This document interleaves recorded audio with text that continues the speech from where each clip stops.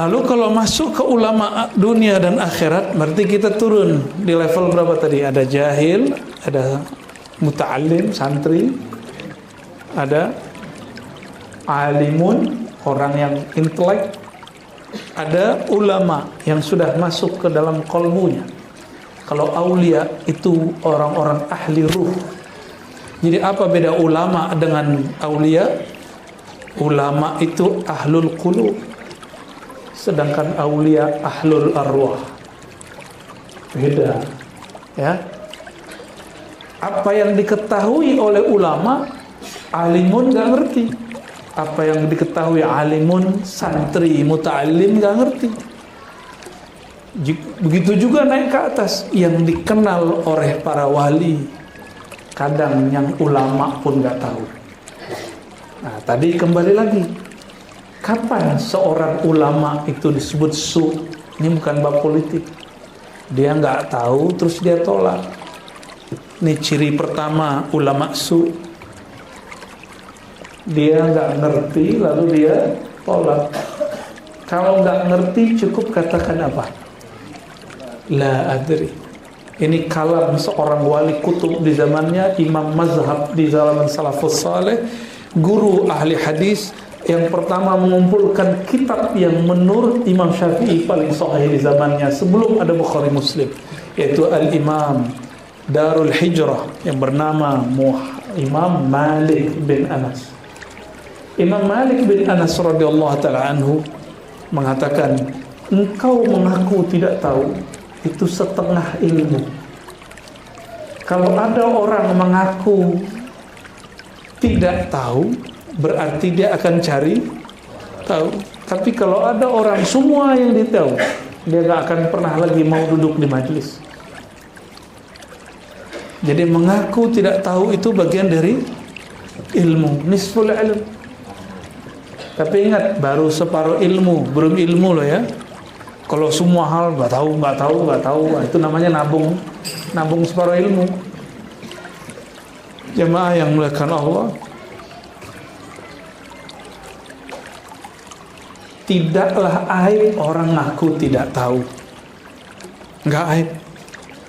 Tapi ciri-ciri ulama su berkalam, berkomentar untuk hal yang dia nggak tahu. Ulama ini juga sama seperti dokter spesialis, ada spesialis jantung, ada paru-paru, ada bedah, macam-macam. Ulama juga seperti itu. Ada ulama ahli fiqih, dia tidak begitu menguasai ilmu aqidah.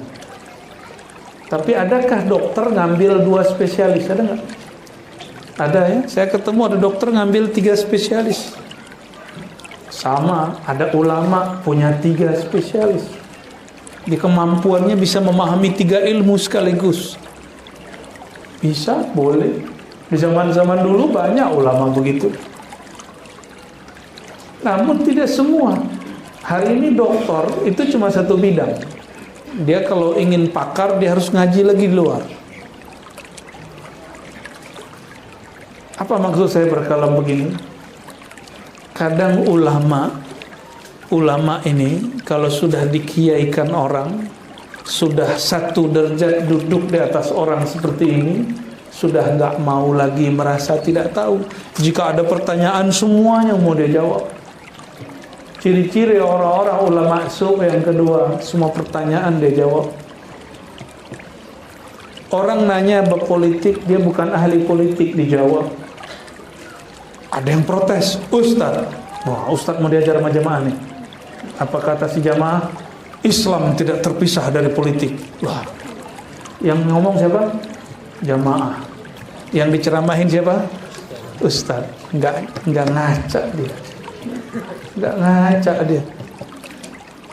Islam tidak terpisah dari politik. Betul, secara hukum Islam mencakup persoalan politik. Tetapi kecenderungan politik, partai politik gak ada urusannya dengan Islam. Maka disebut ulama su bukan berarti ulama partai A. Apa memang gitu kalau di sini? Kalau partainya B berarti dia ulama dunia. Kalau partainya C ulama akhirat. Ada nggak hadisnya? Misalnya Nabi bersabda, man kana hizbuhu hizba bla bla bla bla bla. Siapa yang partainya partai A B C D, fahuwa min ulama'il akhirah. Dia ulama akhirat. Ada nggak hadisnya, Kiai? Nggak ada. Tapi gorengan ini berhasil beberapa tahun yang lalu. Mau diulang lagi? Kawan dengan kawan, ustadz dengan ustadz, jamaah kurang ajar sama kiai, itu terjadi beberapa tahun lalu. Kawan kita habis ceramah, mau ke motornya, ke mobilnya, dikelilingi oleh jamaah yang tidak senang dengan kalamnya, cuma kena beda partai. Karena si ustadz nggak mau cenderung kepada A dan B. Gorengannya dahsyat. Jadi istilah ulama dunia akhirat pun sudah dipolitisasi. Yang punya istilah ini dulu namanya Imam Abu Talib Al-Makki dalam kitab Qutul Qulub, lalu disempurnakan, dilengkapi oleh Imam Abu Hamid Al-Ghazali dalam Ihya Ulumuddin jilid 1. Gak ada urusannya dengan politik. Saya cek, baca berulang kali, gak ada. Gak ada sama sekali. Maka ulama dunia atau ulama akhirat itu bisa saja dia di partai A, bisa saja di partai B, bisa dia anti partai A, bisa dia anti partai B, bisa dia pro kepada penguasa, bisa dia anti penguasa. Ternyata ulama dunia itu sederhana. Di kolbunya ada dunia. Dunia itu dua, materi, imateri. Nih pelan-pelan. Dunia ada dua masalahnya, materi, imateri. Materi fulus. Kekuasaan, materi enggak? Bukan, imateri. Popularitas. Pengikut. Kita berpikir ulama akhirat itu mestinya enggak pro kepada fulan, harus anti fulan. Itu kan menurut antum. Tapi Ghazali nggak ngomong begitu, Utsyairi nggak ngomong begitu, ulama-ulama terdahulu nggak ngomong begitu. Bisa jadi orang yang anti penguasa supaya kekuasaan popularitasnya, hati-hati, ada kekuasaan popularitas, sultatus syuhrah, pengaruhnya supaya stabil di jamaahnya, maka dia kemudian anti kepada siapa kek, partai apa kek. Itu juga bagian dari ulama ulama dunia, karena dia sedang mempertahankan popularitasnya di jamaahnya. Ini sudah keluar dari konteks-konteks yang ada, ya. Jadi dunia isinya apa? Dua aja, materi, imateri. Kalau materi, fulus. Kalau imateri, kekuasaan, popularitas, pengikut. Takut ditinggal pengikut, lalu kemudian yang mengatakan saya pro dengan fulan. Itu kita ngobrol. Banyak kiai saya tanya, kenapa begitu kiai? Khawatir nanti jamaahnya bubar. Loh, kiai takut sama jamaah toh? Dalam hati saya, kok kiai takut sama jamaah? Kalau kiai takut sama jamaah, terus jamaah harus sungkan sama siapa? Kalau kiainya sudah hubud dunia, terus jamaahnya nanti hubud siapa? Siapa lagi yang mengajarkan mereka bahwa ilmu itu kalau pahit juga nggak ada masalah kita sampaikan? Ilmu itu kadang harus pahit. Kalau kolbu berpenyakit, syifaul qulub, sejak kapan obat itu manis? Sejak kita waktu kecil dulu, kalau sakit dikasih obat manis ya. Tapi obat yang asli manis apa pahit? Pahit. Maka nikmati pahitnya kalam ulama, meskipun sakit di sini, terasa goncang dalam hati. Nikmati itu. Itu akan menyehatkan kolbu. Maka sebelum masuk ke kitab, nanti saya ambil dari kitab Hikam nomor 35 kalau di kitab saya, tentang ulama dunia dan ulama akhirat. bahwa ulama dunia dan akhirat bisa saja dia pro fulan, anti fulan. Bisa jadi di kalangan pemimpin A ada ulama dunia, ada ulama akhirat. Bisa jadi di kalangan yang anti pemimpin A ada ulama dunia, ada ulama akhirat. Hati-hati dengan pakaian-pakaian ini, ya. Kita masuk ke kitabnya. Di nomor 35 ada kalimat aslu kulli maksiatin wa ghaflatin wa syahwatin ar-ridha 'anil nafs. Imam Nataillah Sekandari qaddasallahu sirrahu mengatakan pokok semua maksiat, kelalaian dan syahwat adalah engkau meridai kehendak nafsu. Wa asru kulli ta'atin wa yaqzatin wa 'iffatin 'adamur ridha minka anha. Sebaliknya, asalnya taat, asalnya kesadaran, asalnya kehormatan diri itu ada ketika engkau tidak meridai keinginan nafsu. Ini basic ulama dunia dan akhirat. Apa kalam yang berkaitan? Kalimat setelahnya.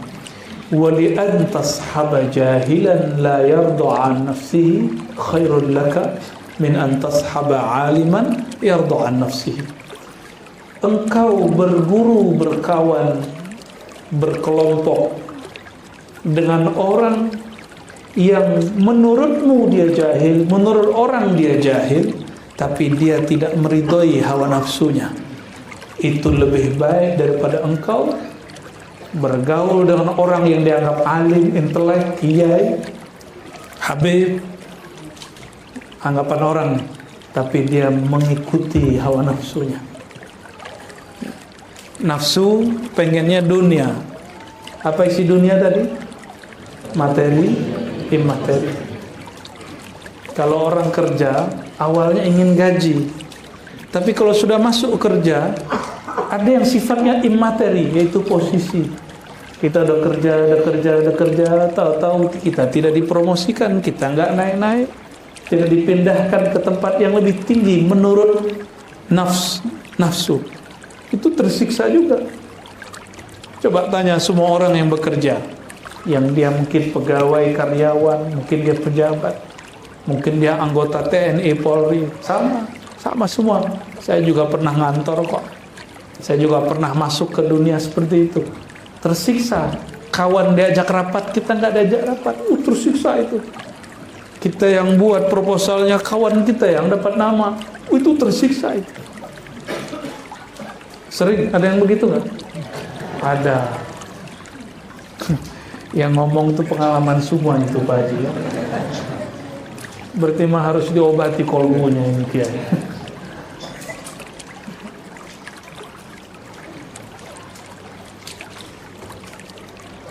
Jika demikian, maka kita ini nggak pernah akan selesai dengan masalah dunia. Ini ulama, ini ustadz, yang dianggap ustadz, yang dianggap ulama. Imam Ghazali cerita tentang afatul ilm, gimana kelemahannya orang ngambil ilmu tapi tidak dengan caranya.